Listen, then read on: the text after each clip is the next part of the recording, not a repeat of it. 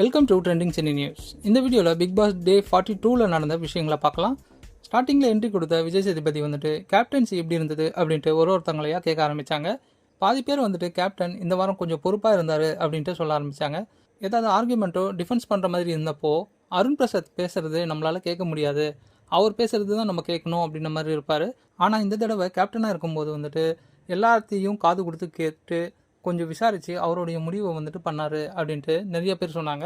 Next Jacqueline பக்கம் வந்த விஜய் சேதுபதி வந்துட்டு நீங்கள் அந்த டாஸ்க்கு வந்து பண்ணும்போது எல்லாரையும் குறை சொல்கிற மாதிரி இருந்தது, எதுக்காக பண்ணீங்க அப்படின்னு கேட்க ஆரம்பித்தார். இதுக்கு ஜாக்லின் வந்துட்டு அவங்களுடைய தரப்பில் இருந்த பதிலை சொல்லிட்டு இருந்தாங்க. நீங்கள் டாஸ்க்கை எடுத்துன்னு போகாமல் அவங்களுடைய குறையை வந்து சொன்னதுனால தான் அவங்க வந்து ட்ரிகர் ஆகிட்டாங்க அப்படின்ட்டு விஜய் சேதுபதி ஜென்ஸ் பக்கம் வந்துட்டு பேச ஆரம்பித்தார். ஜாக்லின் பண்ண விஷயத்துக்கு தீபக் சத்யா வந்துட்டு டென்ஷன் ஆகிட்டு அந்த ரூமை விட்டு வெளியில் போனதால் இந்த விஷயம் வந்துட்டு நீங்கள் அவங்கள தனிப்பட்ட முறையில் வந்து தாக்கியிருக்கீங்க, இனிமேல் அதுமாரி பண்ணாதீங்க அப்படின்ட்டு ஜாக்லினுக்கு அட்வைஸ் பண்ணார். இதுக்கு அடுத்ததாக விஜய் சேதுபதி மக்கள்கிட்ட கருத்து கேட்க ஆரம்பித்தார். மக்களும் ஒருத்தங்களை பற்றி சொல்ல ஆரம்பித்தாங்க.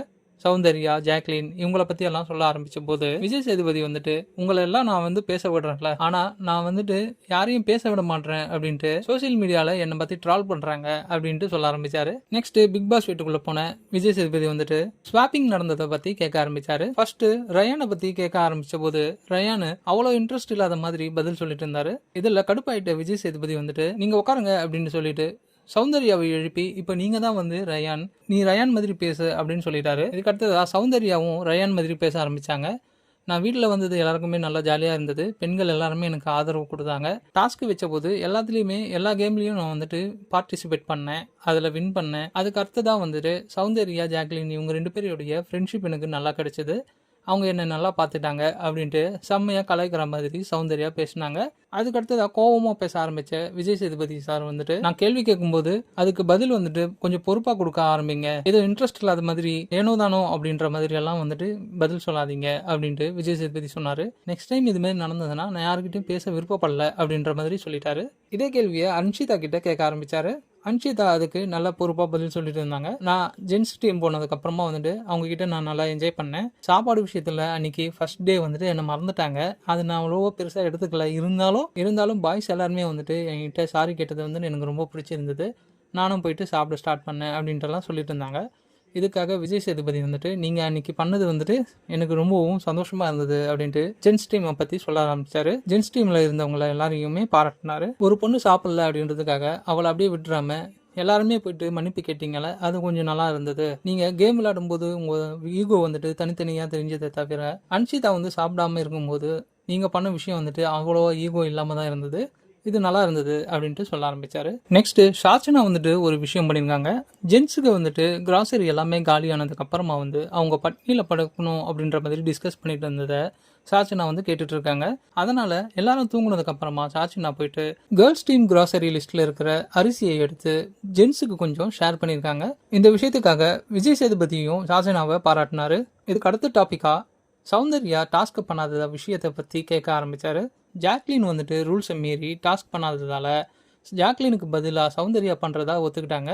ஆனால் அருண் வந்து சொன்ன டாஸ்க்கை வந்துட்டு சௌந்தர்யா பண்ண ரெடியாக இல்லை, ஏதாவது ஒன்று தட்டி கழிச்சிட்டு டிமிக்கு கொடுத்துட்டு தெரிஞ்சுட்டு இருந்தாங்க. இருந்தாலும் அருண் பிரசாத் வந்து விடாமல் நீ எவ்வளோ நேரம்னா எடுத்துக்க, நான் வந்துட்டு வெயிட் பண்ணி இந்த டாஸ்க்கை வாங்கிட்டு போகிறேன் அப்படின்ற மாதிரி சௌந்தர்யாவை அந்த டாஸ்க்கை பண்ண வச்சு தான் அருண் அடுத்த வேலையை பார்க்க போனார். இந்த விஷயம் வந்துட்டு ரொம்ப நேரமாக லென்த்தியாக போனதால விஜய் சேதுபதி வந்து இந்த விஷயத்தை பற்றி கேட்க ஆரம்பித்தார். எதுக்காக நீங்கள் அப்படி பண்ணீங்க அப்படின்ட்டு சௌந்தர்யாவை கேட்கும்போது இல்லை இது ஆல்ரெடி போரான டாஸ்க்கு அப்படின்ட்டு ஒரு சாக்கையும் சொல்லிட்டு இருந்தாங்க. சௌந்தர்யாவுக்கிட்ட ஏதாவது கேட்கும்போது அவங்க தர்ற எக்ஸ்பிரஷன் வந்துட்டு எப்படி இருக்குது உங்களுக்கு அப்படின்ட்டு ஒருத்தரையாக கேட்க ஆரம்பித்தாங்க.